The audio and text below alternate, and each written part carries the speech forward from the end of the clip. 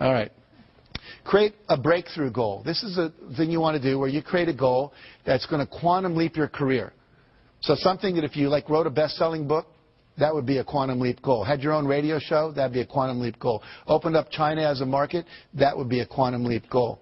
And it's a goal that would not be like a 5-yard play, but like a 50-yard pass play on the first down. And so what you're going to do is set that goal. And here's some examples of past clients of mine. Create a $10 million revenue stream through internet sales.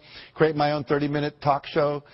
Get our products sold on QVC. Secure a $10 million line of credit for their company. Teach a weekly holistic health class for the public. And become a wellness coach for a major corporation instead of continuing being a doctor on call all day. And what you do is with your breakthrough goal, once you've decided what that is, you do something we call the rule of 5. Write your goal on your business card and carry it like I carry mine in my wallet at all times. And then once you've done that, every day you're going to do, this for this year, it says, I'm joyfully celebrating 15,000 people having completed the Canfield Success Principles coaching programs. What that allows me to do is have you all give value without me having to leave my house, see? And that's a breakthrough for me, so I could travel less, be home more, etc.